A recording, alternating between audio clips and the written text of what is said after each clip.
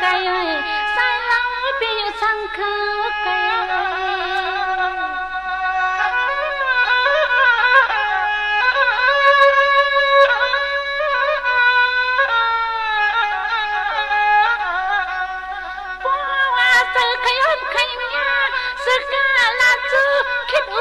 ความหักนั้นเดือน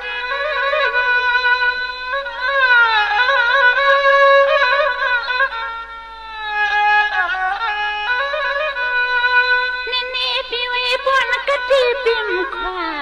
เสตามกาที่นั่งว่าในก็แค่นัดรอตรงมัดหมายคือ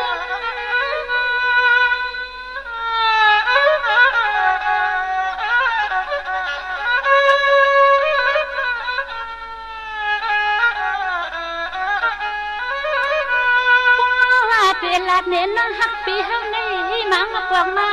น้องปูไข่มือสู้ตังก็เฮซอหมอจังเงินจังคำเข็นสู้เลยเฮาจับกัน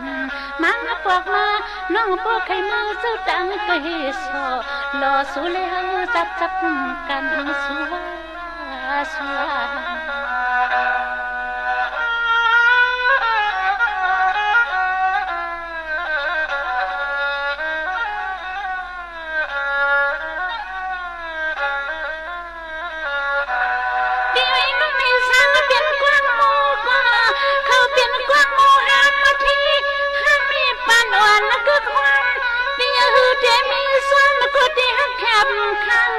ขบมือน้าอย่างออกว่า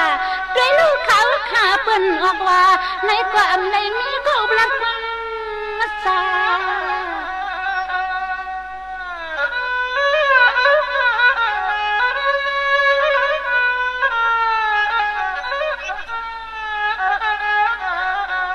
ด้วยลูกเสียงนวลคำขึ้นในปี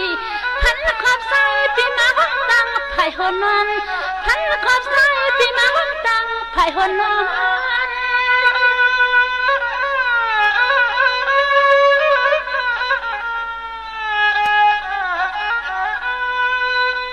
ปีไว้นักปีเจอพันกวางปีนักปีเจอพันกวางมองกูปีสุดเต้าเข้าหัดมาอุบกุมลัดเอง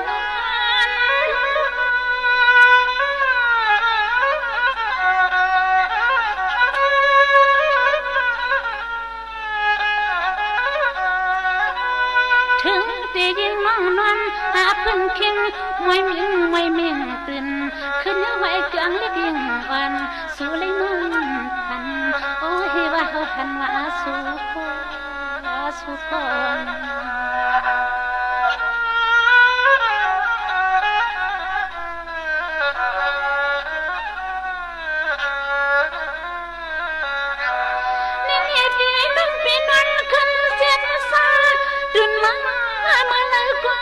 สังขตัง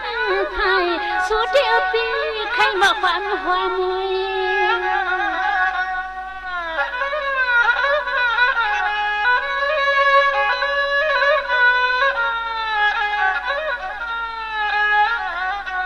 สู้เป็นนำใครสวรรค์ไปลูกเสียงน้องวันคำขึ้นในปีที่ว่าพันความใส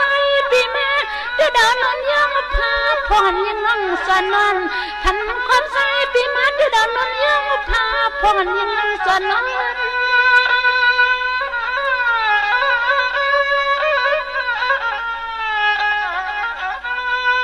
ปีน้องปีเจ้าพันพรปีน้องปีพันยังเตรียมเจอปีหน้า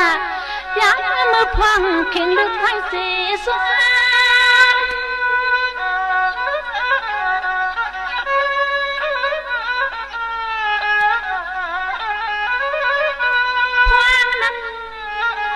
พังนั้นเฮา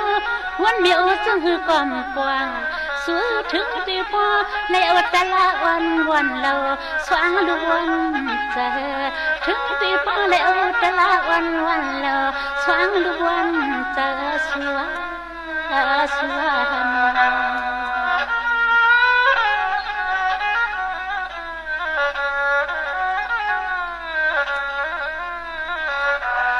นางพวกน้อยปีพวกใครมือสองหน่อย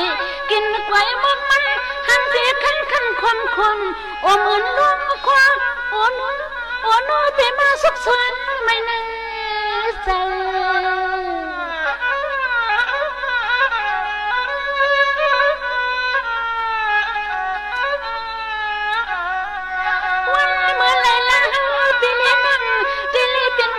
กูอยู่ห้องกุมนับวางพอสุหา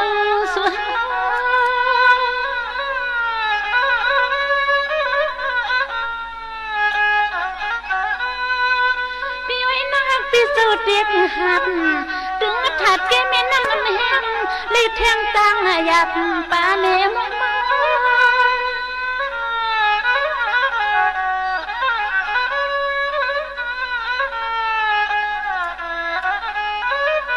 จนหักสู่แก้จูคำน้องยังไม่มีรึกลับไม่อันตื่นทันมาคดตั้งสู่น้ำหมอกเสียดล้วนป่วยปีนี้